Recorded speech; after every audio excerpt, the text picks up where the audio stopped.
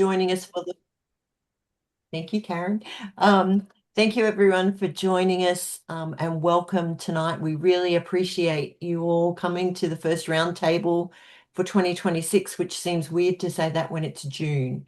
But I thank you so much for coming along tonight.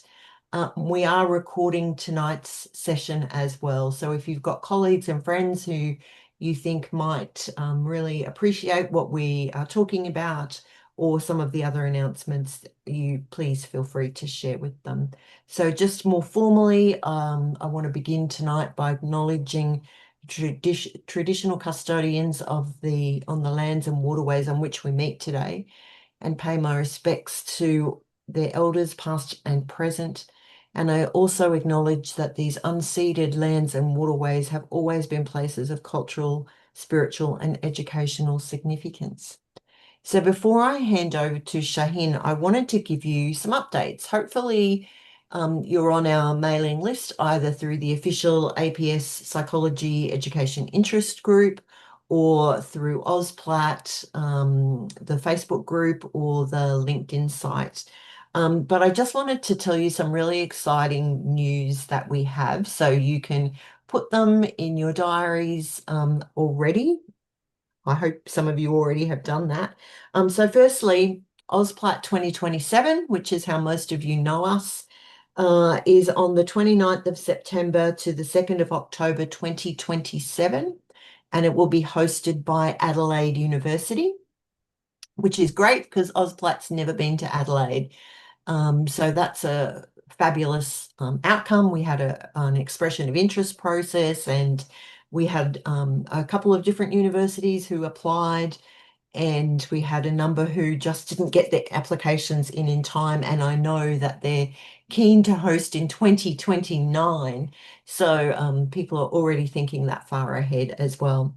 The other thing is, because of AusPLAT and the feedback we've received from AusPLAT, obviously the roundtables that we do are partly were organized and developed because people were saying we need and we want something more frequently than every couple of years with AusPLAT. So we started these roundtables, but we've got a new initiative that we're starting this year, and that's an intensive retreat.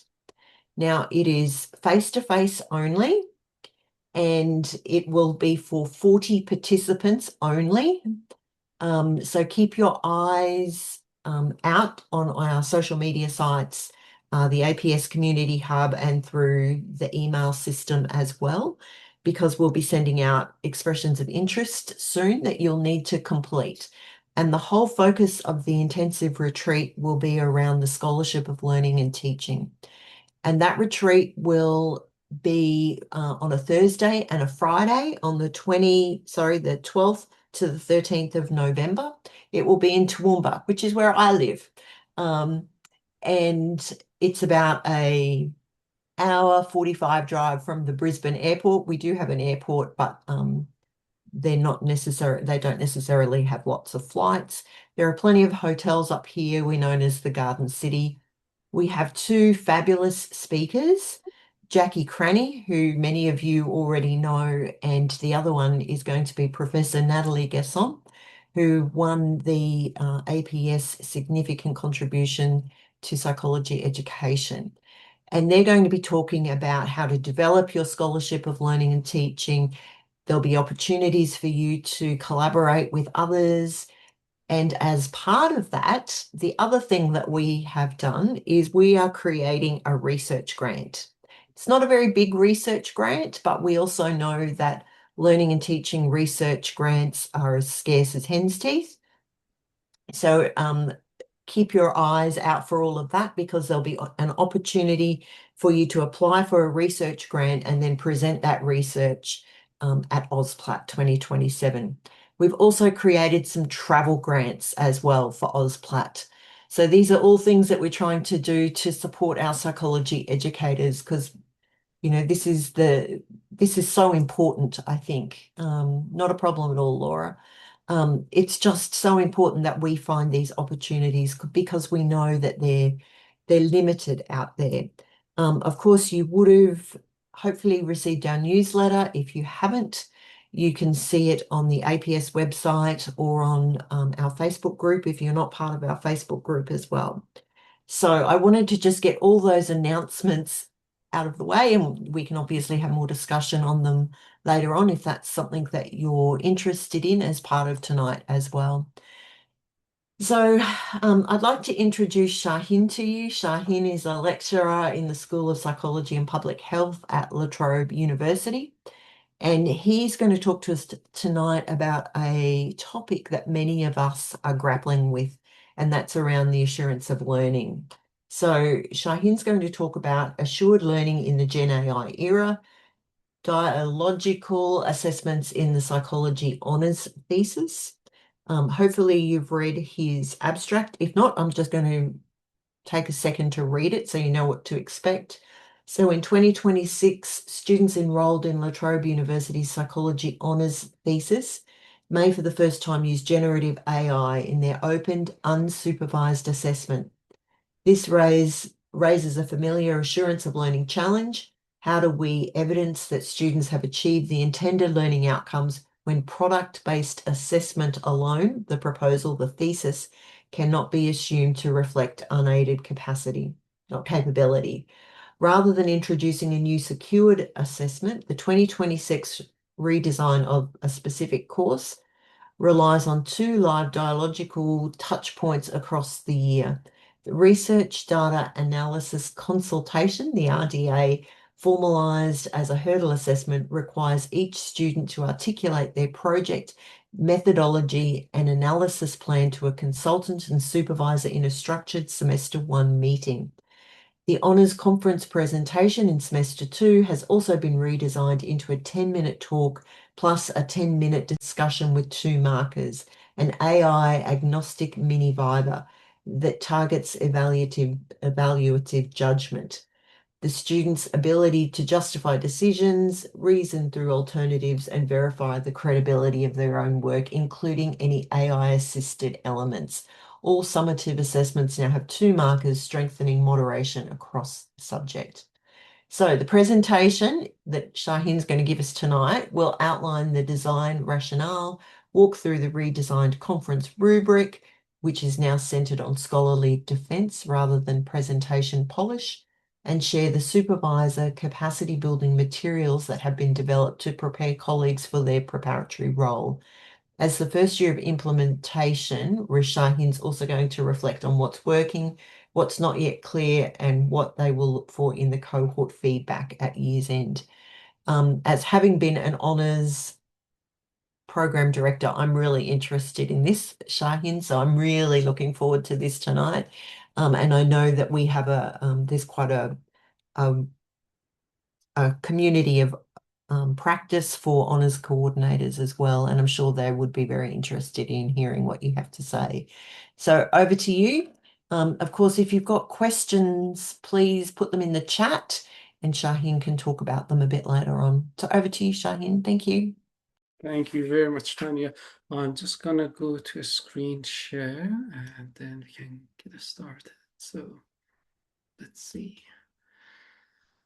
First thing first, I'm terrible with divided attention. So if you post something on the chat box, I won't be able to respond to it as I'm talking, and then we can have a chat afterwards.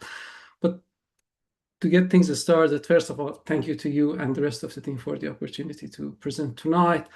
I just want to start by acknowledging the Wurundjeri people as the traditional owners of the unceded lands that I'm speaking from, and extend that respect to the traditional owners of the lands you are joining from tonight, and pay my respect to elders past and present.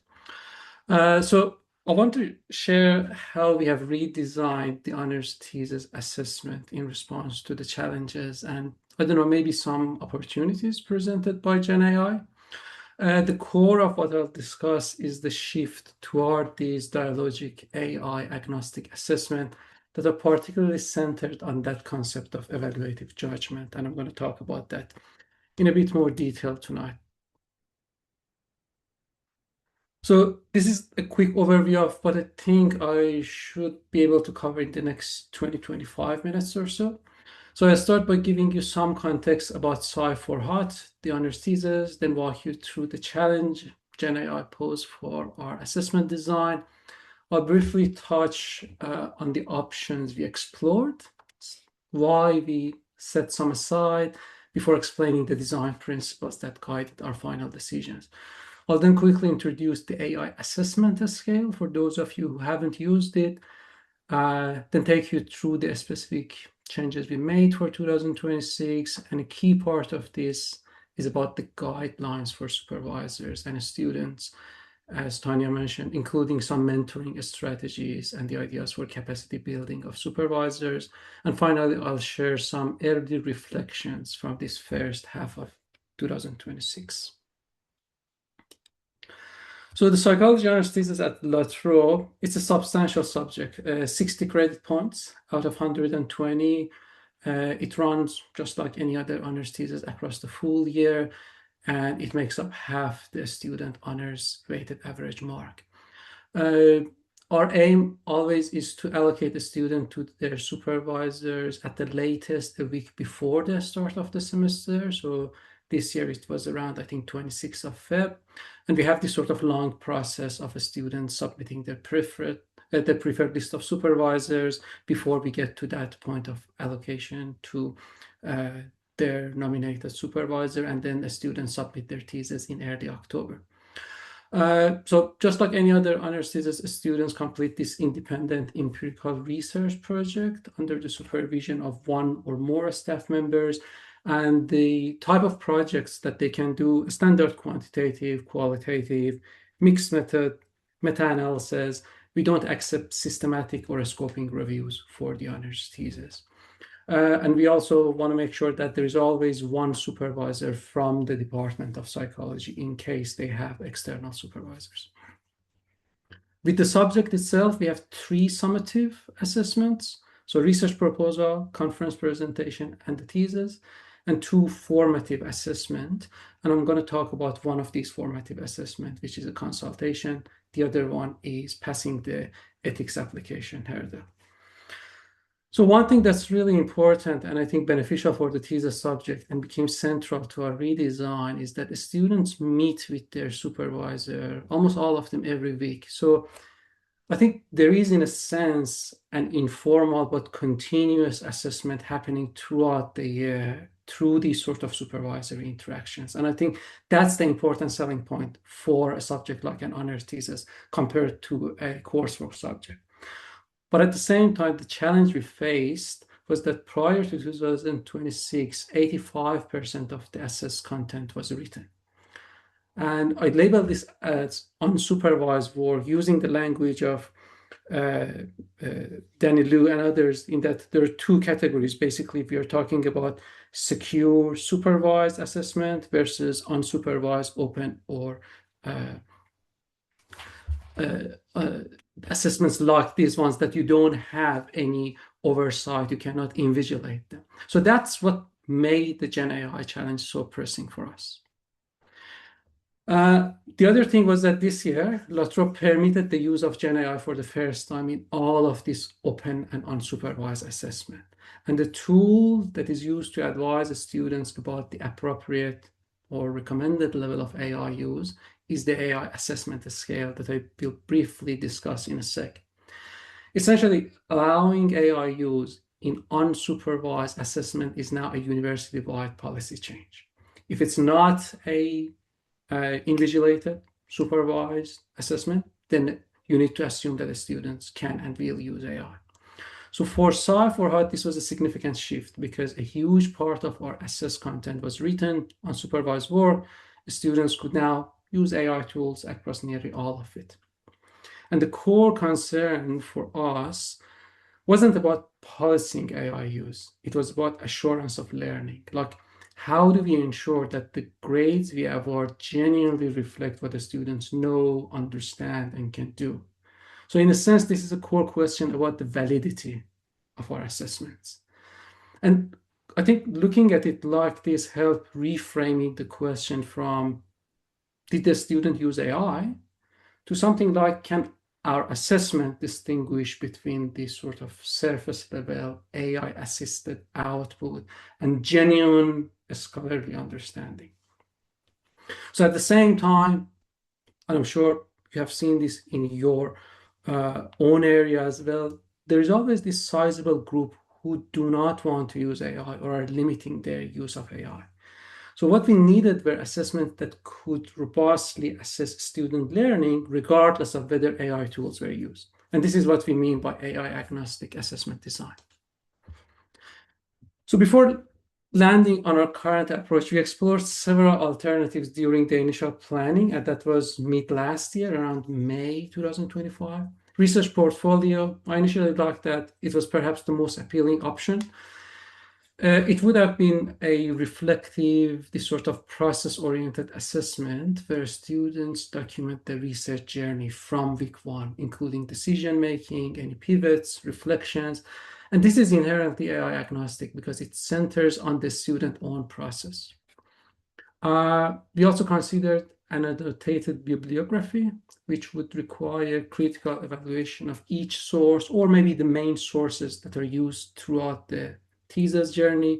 We also considered formalizing the ethics application process as a marked assessment. But we needed to set aside all of this because of a bunch of pragmatic reasons. First thing is that not all supervisors are familiar with these formats, and we were concerned about the marking reliability without these sort of established rubrics. There were also real workload concerns, both for the students and for 30 plus supervisors who mark in the subject. We have a group of 60 plus supervisors, half of them, they also help us as markers in the subject. And also add to that the fact that larger scale changes to a subject, including introducing new assessment, all of these need to be finalized based on university timelines well before the start of the academic year. So the decision was to basically work within the existing assessment structure, but shift the emphasis. Rather than creating entirely new assessment, we redesigned the weighting and format of what we already had, pushing toward this dialogic in-person assessment, where students show their understanding through conversation. So 4 key principles guided our redesign. The first one, as I mentioned, was this sort of AI-agnostic assessment. We wanted assessment that worked regardless of whether students use AI. And the focus is on what the students can show in terms of reasoning and ownership, not on what tools they use to get there. The second one is the idea of dialogic assessment. So by introducing this structured dialogue, such as presentation and this sort of viva style questioning, we create spaces where students must show their understanding in real time. And you cannot kind of script or outsource that to AI. Third one was this notion of evaluative judgment. And this is drawing on the work of Joanna Tai and her colleagues at Cradle, Deakin University, and one of the more important papers on this topic that they published around 2018. So this is the capability to make informed decision about the quality of one's own and others' work. And it has 3 components, and I'm going to talk about them soon: recognizing quality, applying a standard, and self-regulating to improve. So this became that sort of theoretical anchor for our conference presentation redesign. And the final is, as I mentioned, this sort of pragmatic redesign. We deliberately chose to work within existing structure rather than overhauling everything. So we avoided adding new assessment and focused on supporting supervisor through these changes. So for those of you unfamiliar with the AI assessment scale or the AIAS, it simply provides a framework for categorizing how AI tools can be used in different assessments. The scale runs from level 1, basically no AI permitted at all, to level 5, where AI is fully embraced into the assessment process. So level 1 is like a standard invigilation online in-person exam or any secure assessment when you don't want any use of AI. Level 2, more for brainstorming, idea generation. Level 3, which is where Sci4Hot sits, is AI collaboration. Here, AI can be used as an assistant for refining and editing work. Level 4, as you can see, fully using AI to complete a specific bounded task. And then level 5, as I said, is exploration. So for Sci for Hot, all summative assessment now operate at level 3.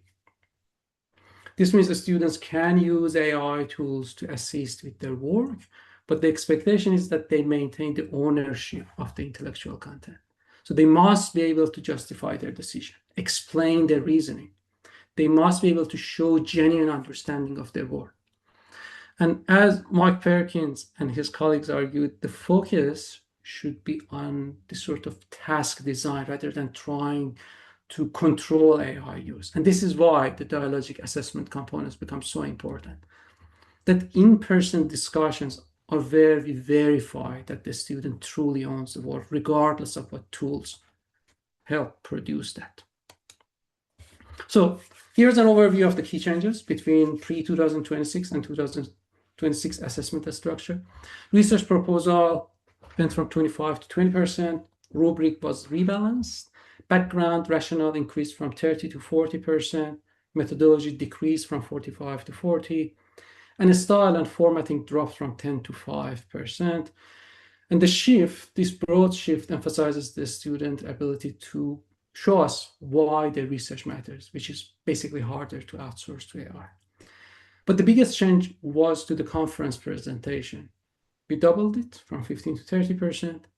The format changed from a standard presentation to this sort of mini-viva, 10 minutes of presentation followed by 10 minutes of a structured discussion with the 2 markers.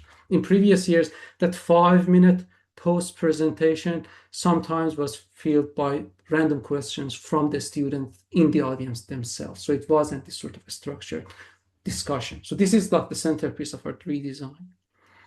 The thesis went from 60 to 50%, and the rubric stayed the same, but the reduced weighting reflects the shift towards valuing their demonstrated understanding through dialogue. The other thing is that we also introduced this research, design, and analysis consultation as a formal hurdle task in semester 1, and moved to dual marking for all 3 summative assessments. So let me expand a little bit on what this RDA consultation is. In semester 1, this is a hurdle task, and the idea here is that this is a meeting where students sit down with a research method expert. Often these research method experts, they are supervising other students in the cohort themselves. So they are not the student supervisor themselves. And the idea is for them to discuss the proposed methodology with the student, expecting the student to be able to articulate what they plan to do, why they want to do this, and for a student to show that they actually understand the methodological choices they make. By making this a formal hurdle, a student must complete it before they submit their proposal, which is the first summative assessment in semester 1. And this has several goals for us. First, a dialogic assessment touchpoint early in the year. Students have to show their understanding through conversation, obviously not just writing.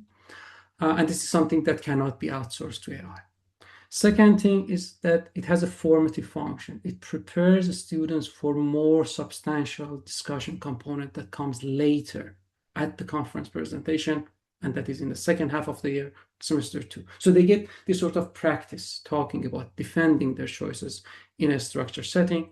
And the third one is that it sort of provides this quality check on methodology of the project before a student invests months in data collection and analysis.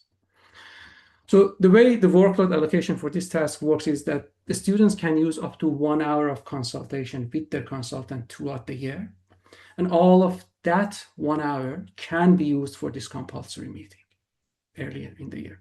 So following the meeting, the consultant then provides the student with some concise written feedback as opposed to, like, in addition to their discussion in the meeting. This is what we call the RDA consult form, and the student then submit this form along with their proposal. But also to ensure that the marking of the proposal is not biased, we do not share the RDA consult form with the proposal markers. So that's the first one. Proposal, I talked about the main changes.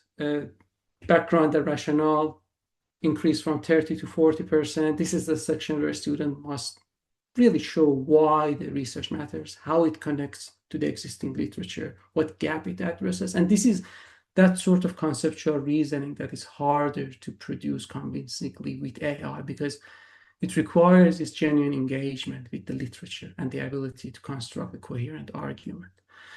We dropped methodology a little bit. It is still substantial, but it's kind of no longer the dominant component. And one of the reasons for this one, I was thinking that, well, methodological descriptions, they're relatively easier to generate with AI tools these days, particularly for a standard quantitative design. We also revised the significance component. Previously, it was expected findings and the significance of those expected findings. This year, they're just going to talk about the significance implication of expected finding, and along with the idea that, well, APA formatting,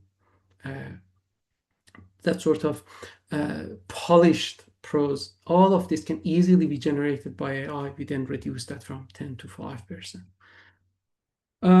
So we provided supervisor with a detailed guide explaining the rationale behind these rubric changes, including the alignment with reduced word limit, reducing incentives for excessive method detail, supporting consistency in marking, and fairness across different project types. So that was the nature of changes in the first half of the year.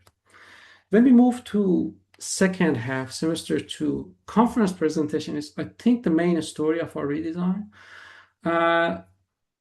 Double weighting fundamentally changed its format.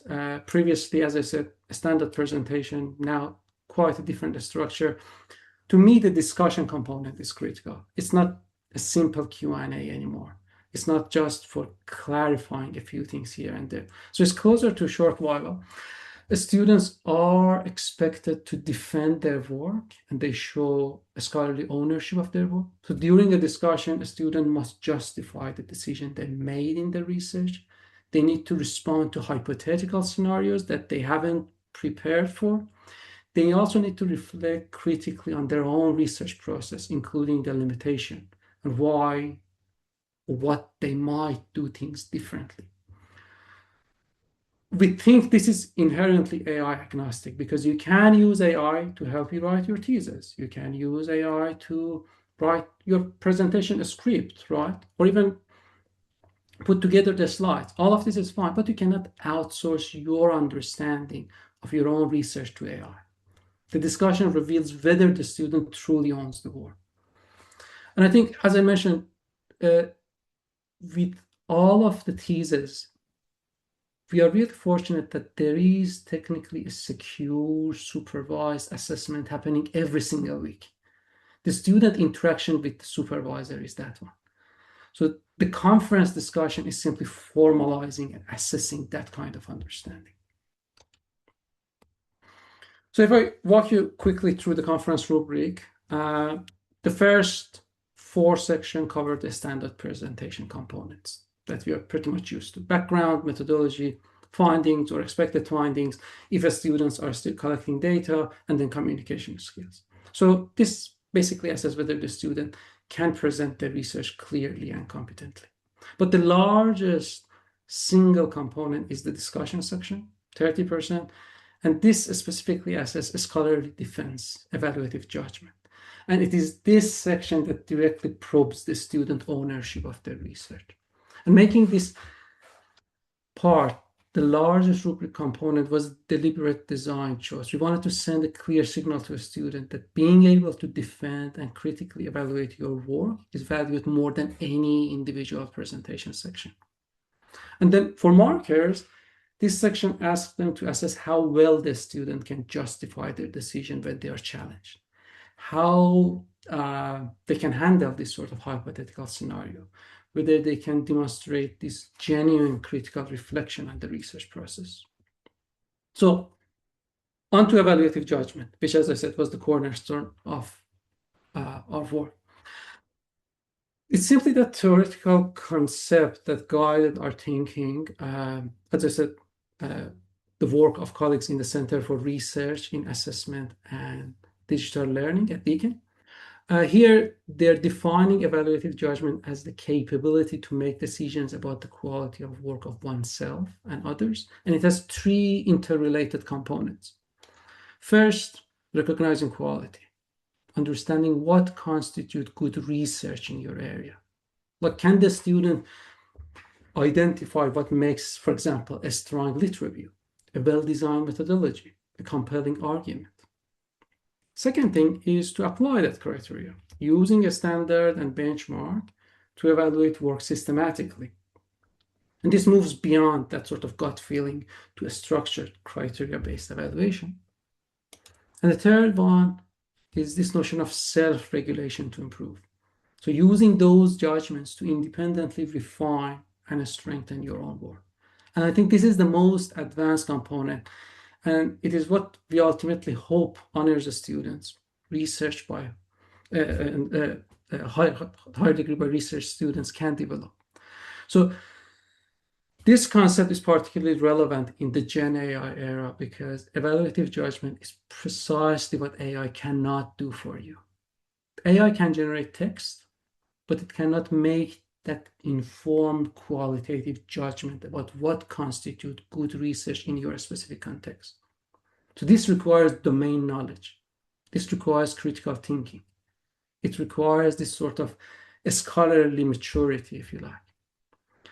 So the conference discussion is where we assess whether students have developed this capability.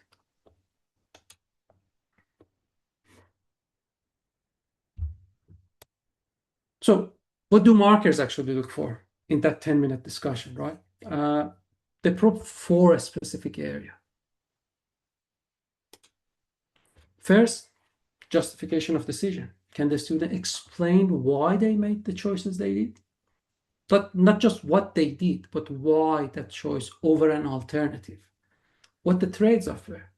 So this applies to methodological decision, literature inclusion choices, and where relevant, decisions about how and when to use AI tools. So a student who truly owns their research can easily talk about the reasoning behind those decisions. Second, what we refer to as scenario testing. This is where markers pose hypothetical challenges that the student hasn't prepared for. Can they reason under hypothetical conditions? Can they think flexibly about their own project? This tests that sort of depth of understanding. Like a student who truly understands their research can engage with this sort of what-if questions. And a student, on the other hand, who has this sort of only surface-level familiarity will obviously struggle. Third one is the process critic. Can the student critically reflect on their own research process? What are the limitations? So this is about whether they can reflect honestly on how they did the work, including what didn't go well and what they would do differently if they could start this project from day one. And the fourth one, this being a live discussion, is obviously live engagement. Can they respond dynamically to follow-up questions from both markers? So this assesses the student's ability to think on their feet and engage in genuine dialogue rather than just delivering this rehearsed set of answers. So we think that these four areas together make it very difficult for a student to perform well without genuinely understanding their research.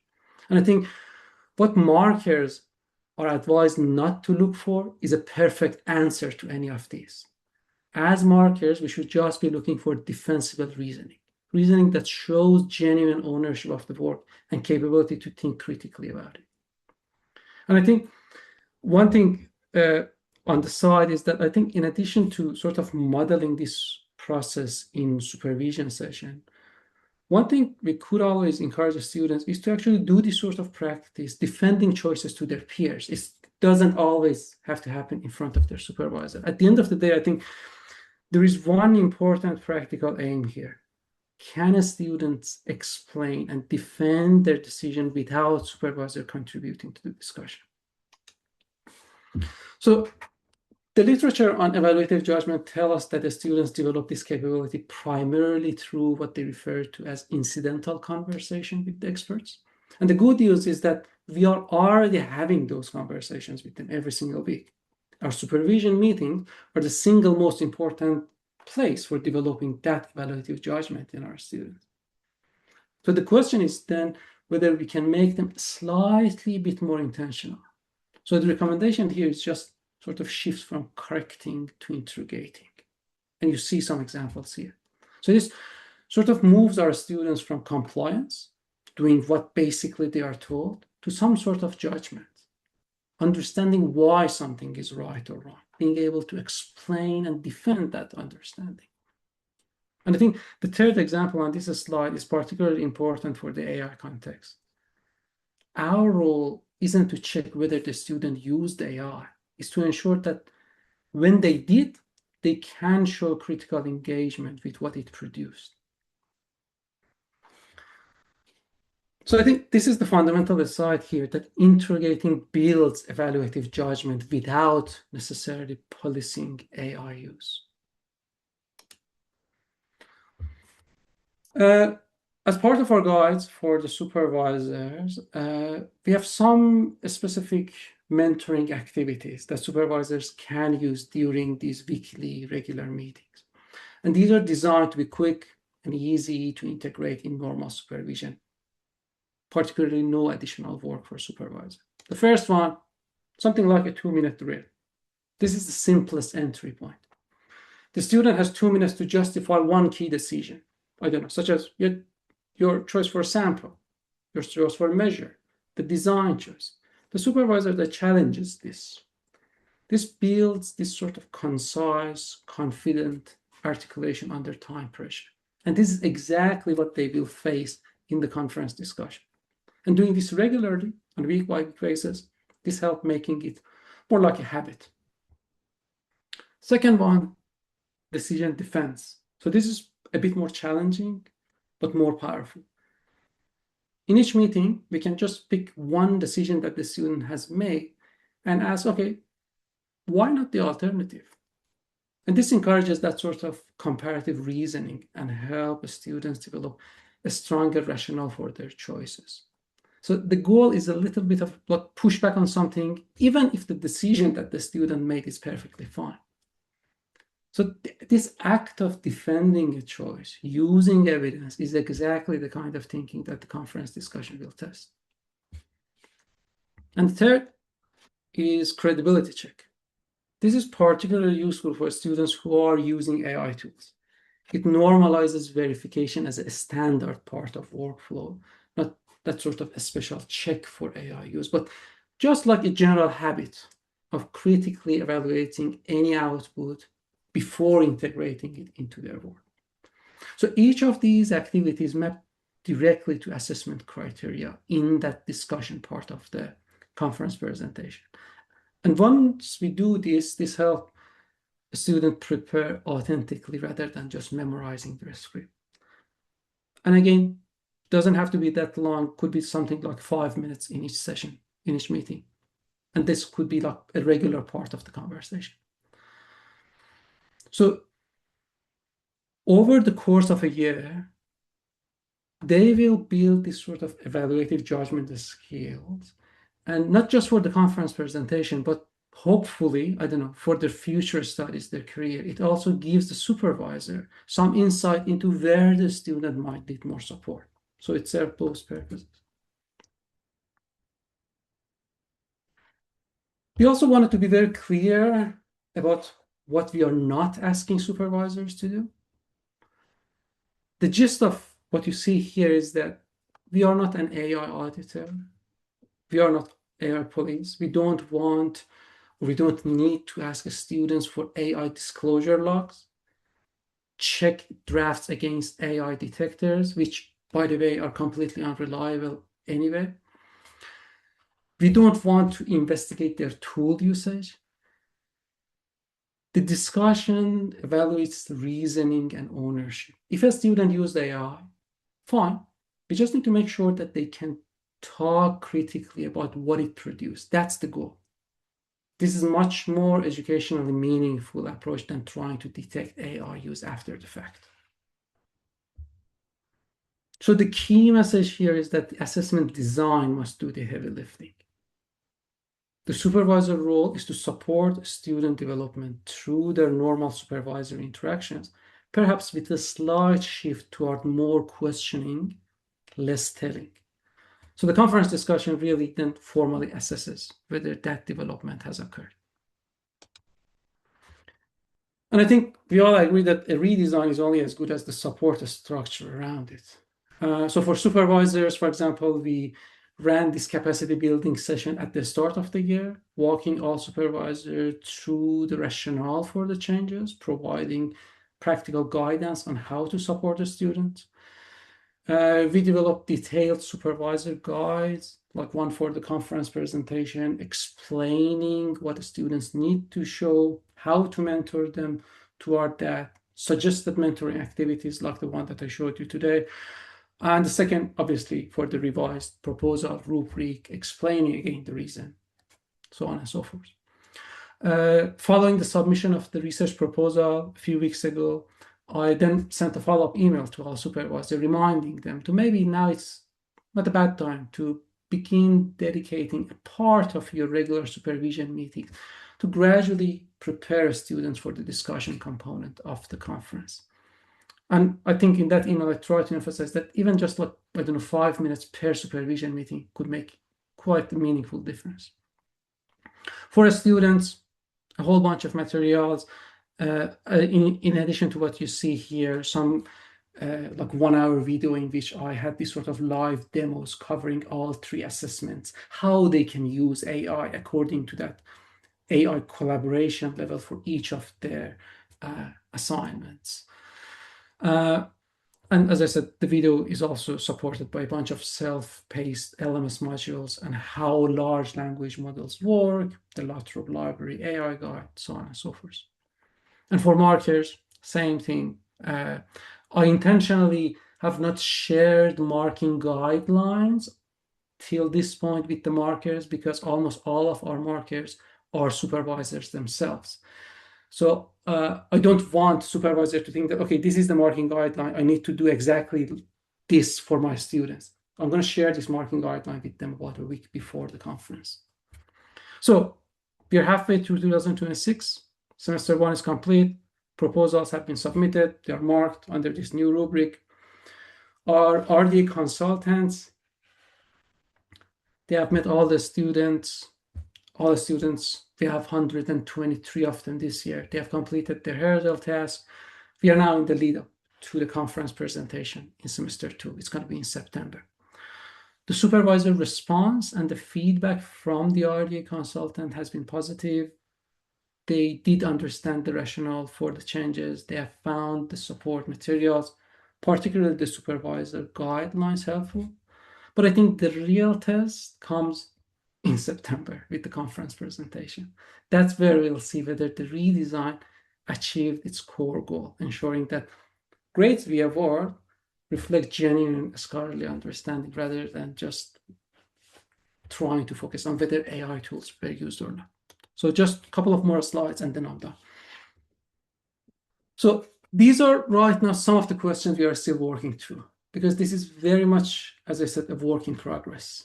First, I don't know, does the discussion component differentiate? Will the 10-minute discussion reliably distinguish students who, I don't know, genuinely understand their research from those who don't? This is, I think, the core question. Second, marker calibration, that's an important thing. With 30 plus markers assessing this dialogical component that is inherently less standardized than written work, can we achieve consistent marking? I know that dual marking helps, but also calibration remains a challenge. Third thing, student preparedness. Will the mentoring strategies and supervisor support actually translate into students who are ready for the discussion, or will some students arrive underprepared despite all of the support? And I think finally, like there is this notion of broader applicability of all of this. Could this approach, like centering dialogic assessment and evaluative judgment, could this be adapted for, I don't know, maybe other research intensive subjects facing similar GenAI challenges? we think the principles are transferable, even if the specific implementation needs to be context specific. And I think related to this final point, this year, one of the grants for a scholarship of learning and teaching that I and a couple of colleagues got kind of try to focus on this. We want to map how supervisors in the School of Psychology and Public Health currently understand, use, and feel about GenAI in their research supervision. We haven't yet started our data collection, but we want to survey supervisor about AI literacy, their confidence, their current practice, their understanding of the policy, their support needs. We want to identify these practical barriers and enablers to ethical AI use in research supervision. On the back of that, then hopefully we want to build this sort of evidence base for targeted discipline-specific professional development. Final goal being translating these findings into some sort of a practical framework and workshop, some sort of a module for AI-ready supervisors, and support this more consistent, ethical, and confident guidance for students using AI in research contexts. So this was all the things that I wanted to talk about today about our work in the honors thesis subject. I'm just gonna stop share, and I think I'm happy that I was the only speaker because I went way overboard.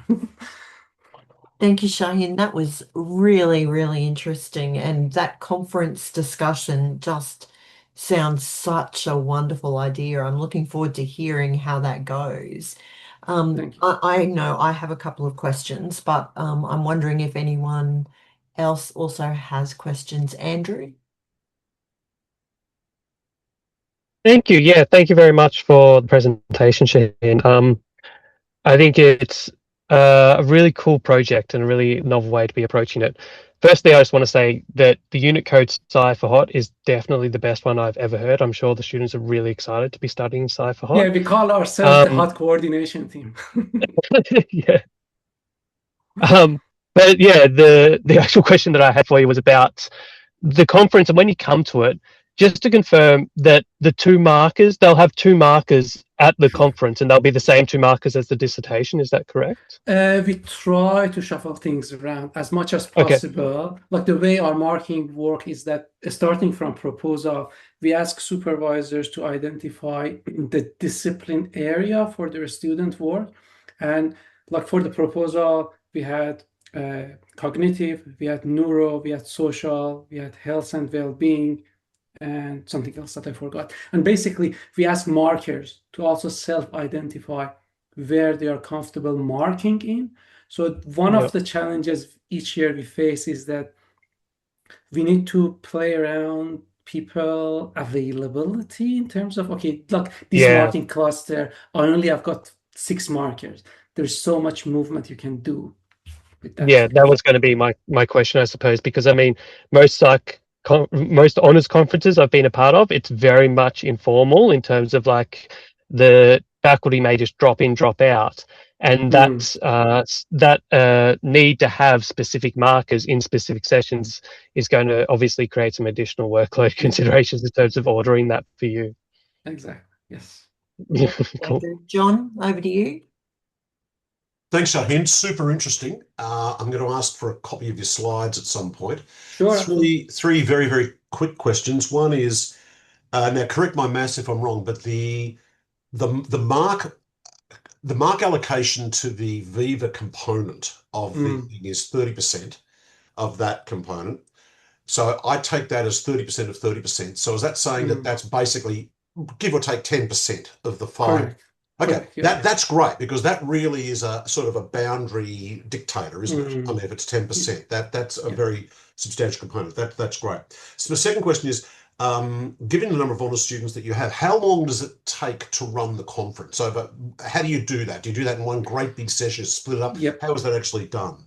We run the conference as a single day event across 7 parallel sessions. Like we book 7 tutorial rooms. Right.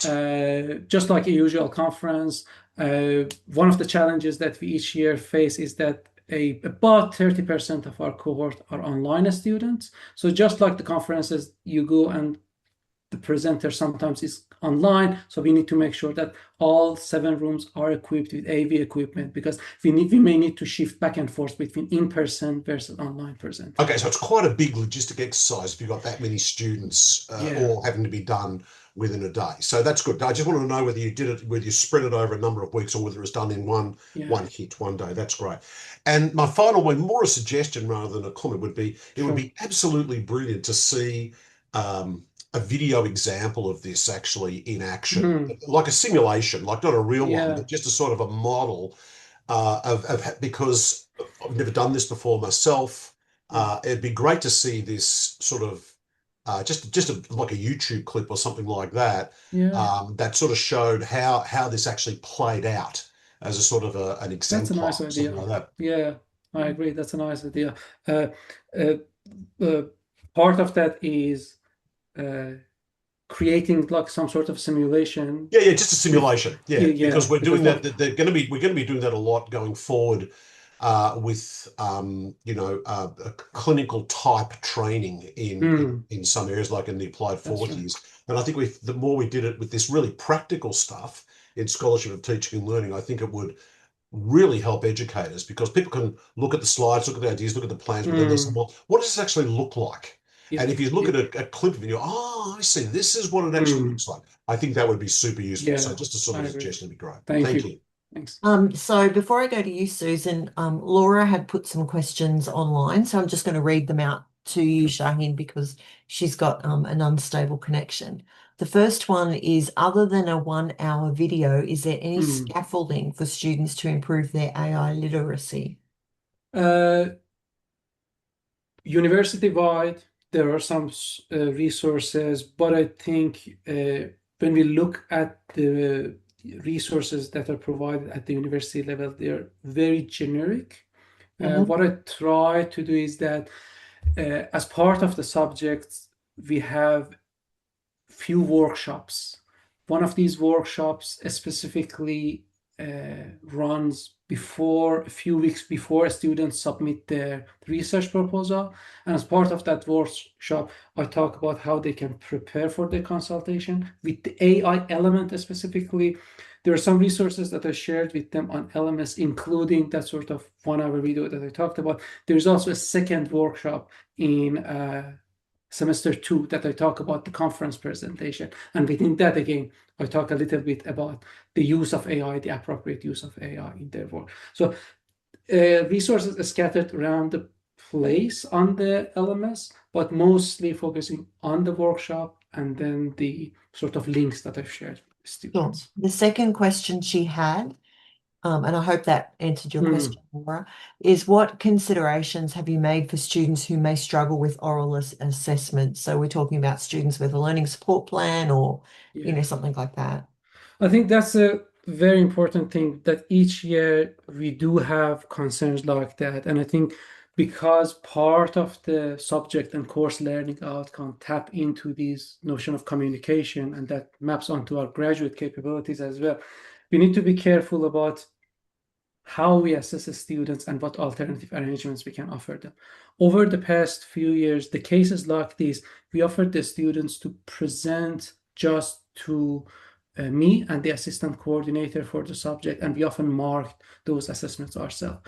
If the presentation topic was well outside our areas of expertise, we asked the markers to attend the Zoom session. But the gist of it is that one way or another, we worked with the students to accommodate this arrangement, but at least have them present in some way, shape, or form. Yep, great. Laura's also put a couple of papers in the chat as well. And it's a completely shameless plug, is what she says. So I'm just pointing those out. Oh, that's awesome. Thank you. Susan, I know I saw your hand up before. Did you have a question? I did, but I'm watching this on my phone and I wasn't looking at the chat. So both of Laura's questions I was going to ask, but you've already answered them. And I really enjoyed your presentation. Thanks, Shahin. Thank you. I also had so I had a couple of questions, Shahin, Sure. but they were much more basic in that, and you've answered them anyway. Because one of the questions I had was around your student cohort, whether they were Mm, online students or face-to-face students, because I can imagine there's different dynamics for both of those students as well. And I took part in some medical entrance exam interviews, which were done online. And all of the students had to show the assessor prior to actually doing the interview and the situation task. They had mm. to take you around the room with their camera to the Okay. desk, do all of those sorts of things. So, that might be something that you might have to build in as well for your online students. And we won't even Yes. go there about meta glasses and things like that as Yes, I well. think one of the things is that often our supervisors are very interested in attending the talk of their own students. So we rely on their ability to tell us that this is the actual student that I supervised for the past 6 months or someone else. Yeah, absolutely. Now, Edith has also put a question in the chat. Is there a consideration for students to limit, reconsider, not use generative AI for the Hmm. thesis or capstone assessment? So there's a greater opportunity for them to publish their work as part of a journal manuscript. Uh, I think the more we have worked in these subjects, the more we notice that it really doesn't make sense to prescribe the use of AI or at the same time limit the use of AI. So yeah, very much. If students do not want to use AI, absolutely fine. And I think then at the same time, it's a discussion with their supervisor whether the work is up to that quality that is ready for submission, or whether after the publication or after the submission of the thesis, they need to do a little bit of more And just polishing. a follow-up question to Edith's then. Do they have to state somewhere on their thesis what level of AI they've used? Mm. There is this university-wide acknowledgement form that Lathrop tried to implement over the past year or so. It's called the AI acknowledgement form. It's more like a survey. And the way this survey works is that before students can actually click on the assessment submission link, they need to complete this survey. Within that survey, they talk about how they use AI, to what level they use AI. And that has been a source of anxiety, both for the coordinators in terms of what happens if there is like a glitch in the system and the students click on that but cannot click on the assessment submission link. And also for the students. The gist of it is that we as subject coordinators, we actually do not pay attention to the content of that survey. It is just stored as like a hurdle task. And I think the point that we are making clear to students is that it's not as if we are going to police your level of AI use, or, for example, look at your work, think that we told you to use AI up to collaboration, but you went one level up. This is basically at Latrobe, we cannot use this as evidence for referral of academic misconduct simply because we think that they went above the prescribed level of AI use. Yeah, thank you. Kate's had her hand up, I think, before James, but James will be next. Thank you. It's not actually me with the question. I'm sitting here with a colleague who has a question, so I'm just going to pass over to him. Okay. Sure. So thanks so much, Ian. That was a really great presentation. My question is, has your thinking about the need to assure student ownership of the knowledge that they've gained and the learning that they've achieved, has that affected your thinking about their relationships with supervisors or with the role of supervision in this? Because that's that idea of collaboration with a powerful other, which is AI, is also really significant when you think about that need to collaborate in this space with supervisors, and the varied roles that supervisors can play, the varied projects that they can encourage students to take. I think when I was thinking about, if I understand your question correctly, I think the way I was thinking about the appropriate level of AI use for this assessment was first on the back of this fact that I could not, and it sort of didn't make sense to tell students that you cannot use AI. We know that we cannot monitor them, they will use AI. And then I was thinking that, okay, realistically in our everyday work, how are we using AI ourselves? like, are we just using it for planning and brainstorming, or are we actually using it for collaborating with this tool? So that was, to me, the main rationale for assigning collaboration as the appropriate level of AI use. At the same time, looking at my own experience with my students, I think AI collaboration now has introduced a tricky situation within the supervision session, in that you always think that it's not you and the student in the room. There is like an elephant in the room, and sometimes they may go to this elephant in the room for answers, which sort of challenges this notion of like the power dynamics that used to exist between a supervisor as the only source of knowledge and their student. So I think, yes, there is a collaboration happening. To what level that collaboration with AI is productive, that remains to be seen. Thanks, Shahin. Kate and her colleague, does that answer your question? Yep. Thanks so much. Thank you. James. Yeah, thanks, Tanya. Thanks, Shahin, so much. I just want to add to the chorus of thanks for this presentation, because it's been really good. I've got lots of thoughts, but the one that I've currently got worded in my head that I'll ask now is on one of the slides when you were comparing the what used to be the status quo of honor supervision and then what it is now and what they do and do not need to do. One of the benefits I think you were selling there was that they do not need to formally assess students during supervision, and rather that the mentoring activities are preparing them for this 10-minute Q&A thing that's happening at the end of the year.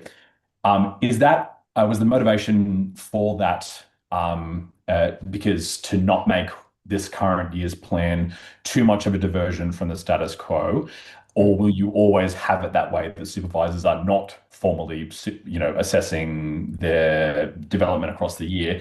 And the reason why I asked that question is because if workload is not a consideration and supervisors were able to do all the things you're wanting them to do, would you want them eventually to formally assess that across the year? No, James, you're right. We have never had supervisors formally assessing their students. Like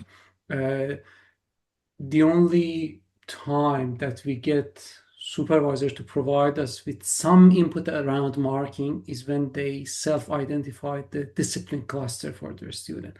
Outside of that, they do attend that meeting with the research data analysis consultant. But then they also are more than welcome to attend the talk by their student during the conference presentation. But we never get them to kind of help with the marking of their own student. Almost all of our supervisors are involved in marking one way or another, but not their own student. I'm not sure if that answered your question. Yeah. I guess the extra bit would be obviously there's bias concerns there with a supervisor providing some summative mark of their own students' work. Yeah, absolutely. But I guess as a form of secured assurance of learning, if what it is you're wanting students to demonstrate is the developing of this evaluative judgment across the year and or other sort of research methodological skills relevant to the discipline of their project, the supervisor probably would be the best placed person to make an assessment of that across the year. So whether or not in some future state you would want that to be the case, or you're always wanting supervisors to not be involved in the assessing. It's interesting you mentioned that, because I sort of remember the discussion that I had with a couple of colleagues last year around this sort of, just like we had peer assessment with undergrads in group supervision setting, marking the other group member. We had this brainstorming around actually supervisors giving us 10% of the subject mark for their student. And the main concern, honestly, was the level of bias that might be inherent in this sort of marking. That's why we sort of left that idea on the table. Yeah. Thanks. Thank you, Shahin. I think there was another comment by Laura, just wondering how the students' experiences have been so far. And obviously some of that will be anecdotal, but are they receptive and completing the new assessment types, particularly if they're new to them? I think one thing that I didn't sort of include in the slide is that one important challenge up until this point in the year was actually the significantly reduced word count of the proposal. What I heard from many students is that they genuinely find it difficult to put their proposal into 2,000 words. In previous years, it was 3,000 words. So that was like something that I need to think about carefully for next year, how we're going to manage this. For the use of AI, I think what I've seen, at least in the assessment that I've marked myself, in the work of students that I supervise, it allowed them to outsource some things to AI that at the end of the day, they were thinking that, well, there is no benefit to me remembering the basics of API formatting, or a level beyond that, I can use, I don't know, ChatGPT, Claude to do a very simple literature search so that I can identify papers much quicker than spending few hours on databases and not knowing whether these studies are relevant. So in a sense, it has introduced some efficiencies that, at least again, anecdotally, I think they embrace that. But at the same time, we know that the conference presentation, always nerve-wracking to students. And the fact that this year is 10 minutes rather than 5-minute presentation. And with that 5-minute discussion, with that 5-minute discussion in previous years, they sometimes would ask their friends to ask questions. And then they would fill that time with their friends asking questions. This year, the fact that they know that this is not a possibility, I understand that there's an increased anxiety around it. Yeah, sure. Thank you. Tony, you had got your hand up. Yeah, and I'm just checking. I think you were intending to wrap up fairly soon. So if anyone did actually have a question that they haven't asked yet, please feel free to put it in the chat, and you know, there might be a few more minutes. But I was thinking about reflexivity, Shahin. I read about it nowadays in the qualitative and quantitative areas. It doesn't seem to matter anymore, that this concept of people developing a reflexivity in their thinking about research. And I just wonder whether there's an opportunity here as well to try and capture something from the student's perspective. So are they able to articulate a position and an understanding as to why they have the, you know, the thinking, the framework, and the approach that they've taken in their project? Oh. So do you mean as more of a, after they're done with the subject, more of an informal data collection, or an element of assessment? I think it would be logical to have something towards the end, and really use the kind of the opportunity to say to them, you know, it's a reflection on what they've learned, where they've come from, what assumptions they were making about the research project, all of those things. So yeah, I think that reflexivity element has some value here as well, and commend you as well, by the way, as everyone else has. This is very interesting, very helpful to hear how you're tackling this really difficult issue of assurance of learning. So wonderful presentation as well. There might be some other comments, I think. Tan, did you want to double check, see if there's anything? Yes, James has one more comment. I probably agree with Susan as well about you're asking them to do a reflection as well as part of their oral discussion, which I think is great. Susan and I are both qualitative researchers, so you know, I think that that's really good for them to be talking and thinking about those things. Before I throw over to James, I know people are sending messages saying they really enjoyed the evening, Shahin, but they've had to go. Thank you. So which is great. I think everyone's really enjoyed it. But to those of you who are still here, Karen has put a survey in the chat as well for you to complete about tonight's roundtable. So if you can complete that, we would really appreciate it. But this, I think, James, you know, you can ask your question, because this has been, Shahin, you've done a fabulous job. I really have enjoyed your thinking around what it is that you are doing. And I think you've had some really great ideas to tackle this topic. And I can see that, you know, I know a friend of mine is the dean of the graduate research school, and she's had to do this with PhDs. So I think it's great that you're doing this with honours, because yeah, it's just so essential, and it's been just great. I've really enjoyed it tonight. But James, you know, you do have a question, so I'm going to throw it to you. Thank you so much, and thanks for a chance for another question. I just wanted to double check before I ask. So this is the first time this version of the 10-minute post-presentation Q&A thing has happened. So it hasn't quite happened yet. It will happen sometime later in the year. Is that correct? Yes. Yes. So based off that, the form of that 10-minute Q&A obviously is still, I imagine, being organised and put together.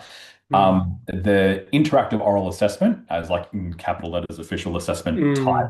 Has that been something that you've looked at in terms of structuring how the 10-minute Q&A session will go, or is there other forms of oral assessment that you've been looking at that have been inspired by?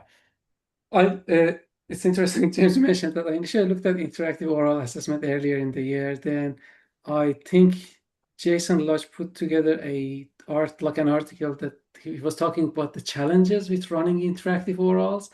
That was like a little bit of consideration earlier on, and then I saw that feedback, and I was thinking that with interactive orals, going back to that notion of how much change we can make from like that established paradigm with a short time frame up until making sure things are ready for this year. An element of that is preparation for markers, that appropriate level of skills.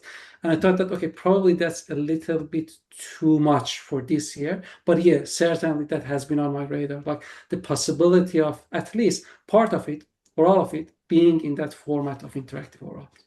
Yeah, cool. Thanks. Thanks, James. Thanks, Shahin. I know that this will probably kick off a whole heap of conversations, Shahin, and I wouldn't be surprised if people reach out and contact you about it. I know more than happy.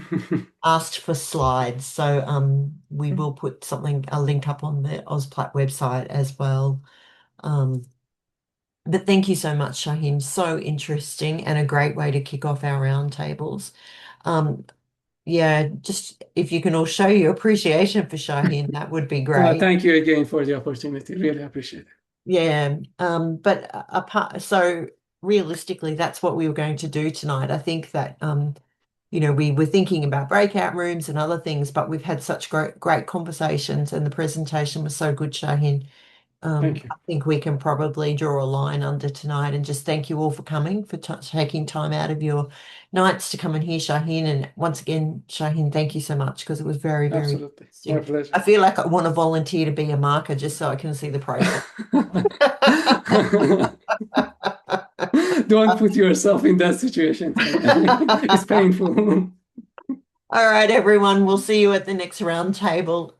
See you later. Thank you, everyone. Bye. Thank you very much. Bye. Thanks. Bye.